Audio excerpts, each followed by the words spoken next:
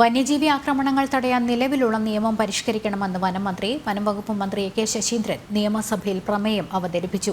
കാട്ടുപന്നിയെ ക്ഷുദ്രജീവിയായി പ്രഖ്യാപിക്കണമെന്ന ആവശ്യമുണ്ട്. വിവരങ്ങളുമായി ചന്തു ചന്ദ്രശേഖർ ചേരുന്നുണ്ട്. ചന്തു, ഈ വന്യജീവി ആക്രമണങ്ങൾ തടയാൻ നിലവിലുള്ള നിയമം പരിഷ്കരിക്കണമെന്ന് വനംമന്ത്രി പറഞ്ഞു. മാത്രമല്ല, നിയമസഭയിൽ പ്രമേയവും അവതരിപ്പിച്ചു. എന്താണ് വിവരങ്ങൾ? ലക്ഷ്മി, മനുഷ്യ വന്യജീവി സംഘർഷങ്ങൾ തടയാൻ നിലവിലുള്ള നിയമങ്ങൾ കാലാനുസൃതമായി ഭേദഗതി ചെയ്യണം. അതുൾപ്പെടെയുള്ള നടപടികൾ സ്വീകരിക്കാൻ കേന്ദ്ര സർക്കാരിനോട് ആവശ്യപ്പെടുന്ന സർക്കാർ പ്രമേയമാണ്, സംസ്ഥാന സർക്കാരിന്റെ പ്രമേയമാണ് നിയമസഭയിൽ വനമന്ത്രി കെ ശശീന്ദ്രൻ അവതരിപ്പിച്ചത്. ചട്ടം 118 പ്രകാരമാണ് ഇത്തരത്തിൽ ഒരു പ്രമേയം സഭയിൽ അവതരിപ്പിച്ചതിൽ പറയുന്നത്.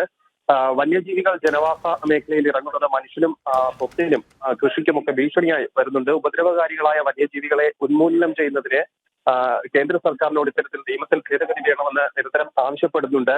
പക്ഷേ അത്തരത്തിൽ ഭേദഗതി ഇതുവരെ വന്നിട്ടില്ല. പൊതുജനങ്ങൾക്ക് സമാധാനപരമായി ജീവിക്കുന്നതിനുള്ള സാഹചര്യം ഉണ്ടാക്കേണ്ടത് സർക്കാരിന്റെ ഉത്തരവാദിത്തമാണ്. അതുകൊണ്ട് ഇത്തരത്തിലൊരു പ്രമേയം കൊണ്ടുവന്നതെന്നുമാണ് സർക്കാർ വ്യക്തമാക്കുന്നതിൽ ഭേദഗതികൾ നിർദ്ദേശിച്ചിട്ടുണ്ട്. അത് അടിയന്തര ഘട്ടങ്ങളിൽ ഇടപെടുന്നതിനായി ചീഫ് വൈൽഡ് ലൈഫ് വാർഡന്റെ മുഴുവൻ അധികാരങ്ങളും ചീഫ് ഫോറസ്റ്റ് കൺസർവേറ്റർമാർക്ക് നൽകണമെന്ന ഒരു ഭേദഗതിയാണ് ആവശ്യപ്പെട്ടിട്ടുള്ളത്. കൂടാതെ കേന്ദ്ര നിയമം കാലാനുസൃതമായി ഭേദഗതി ചെയ്ത് വന്യജീവി ആക്രമണം തടയാനുള്ള സാഹചര്യം സൃഷ്ടിക്കണമെന്ന ഒരു ഭേദഗതിയും വന്നിട്ടുണ്ട്.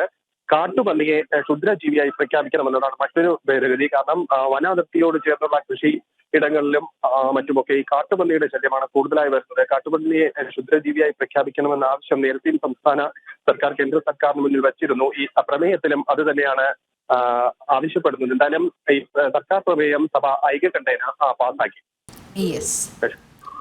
ചന്തു ചന്ദ്രശേഖർ വിവരങ്ങൾ നൽകിയത്.